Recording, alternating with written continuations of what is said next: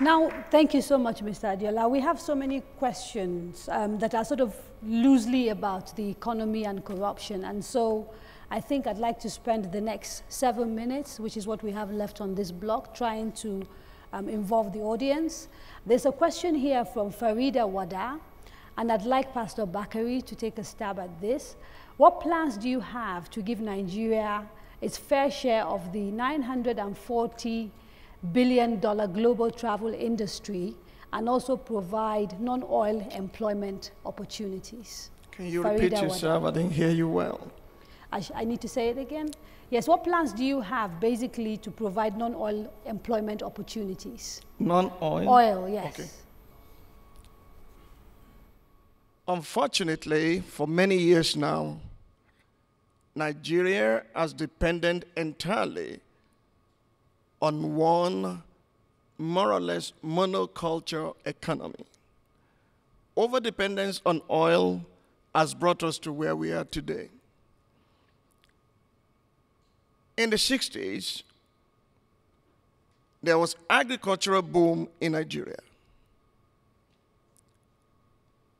Pyramids, granite pyramids in the north, cocoa in the west, oil palm and rubber in the east and Midwest, and we exported and made money and created job opportunities for people all across our country. Oil boom more or less became oil doom because those who were in charge now became oil well owners, and they diverted the funds for their own benefit. A CPC government is going to go beyond oil and create opportunity in several sectors. There are drivers of a good economy. They include finance, they include technology, they include trade. A CPC government will ensure these things are in place. Let me tell you one of the things. Not unfortunately too long, 30 seconds, because okay, I have to be fair. Mr. Adiola, another question for you, this time from Prince Ebi Egbe. What are your plans for the people of the Niger Delta? The people of the Niger Delta are part of the people of Nigeria. What has happened today is what we describe as the evil of injustice that has been meted to them. And rather than tackling it as something for the people of Niger Delta, and then again something for the people of Plateau, and then again something for the people of Borno in Boko Haram, and so on and so forth, can we go into the realm of justice? Where there is no justice, there is no peace. Niger Delta has suffered perhaps more than most over time in this regard, and a comprehensive overhaul, rehabilitation, infrastructure, and making it an oil state or an oil environment is on the card. But all I'm trying to say is that it's not limited. Injustice is not limited to the Niger Delta. It permeates the entire country, and wherever we find injustice, we need to respond to them until injustice is tackled and peace reigns in our land. Thank you very much, Mr. Adiola. This is for Chief Oyegu from Alhaji Awal. And he wants to know if you think the 18,000 minimum wage that was recently passed, whether that is good enough to take care of a family as well as discourage the public servant from being corrupt while in office. Well, thank you for that. It's a tall one. The basic answer is no. It is not enough.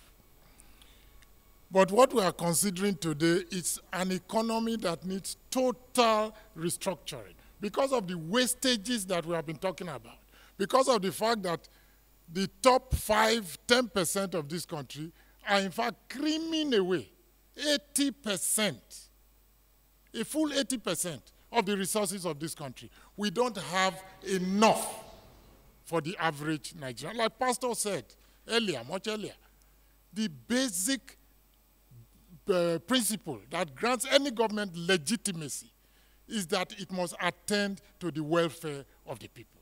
But if just a few people who have access to power, they are out again now, flamboyant campaigns that look like beauty pageants, and the rest of it.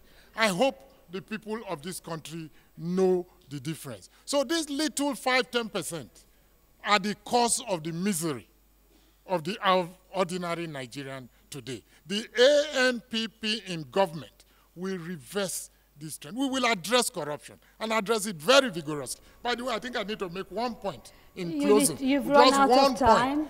Malam Shekarau, the candidate of my party, left to become governor from a rented accommodation.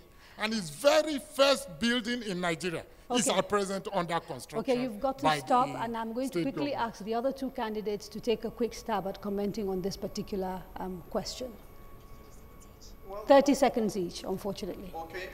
On the question of corruption that has eaten into the fabric of the soul of our nation, a CPC government has put in place what we would do to address it, not just platitudes or cliches.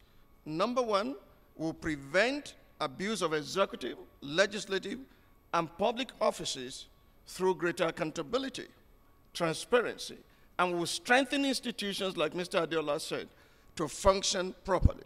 One of the ways we want to accomplish that is to seek and to amend the Constitution to remove immunity from prosecution for elected officers in criminal cases. Number two, we will restructure government for a leaner, more efficient, and adequately compensated public service. Listen, this is the last word on it. The unjust income and pay of the legislators and the legislators will not manifest itself under a CPC government. Okay, I'm going to have to try and... Thank you very much, Pastor. I'm going to have to try and make it up to you in the next section, but you have 30 seconds to quickly. Okay.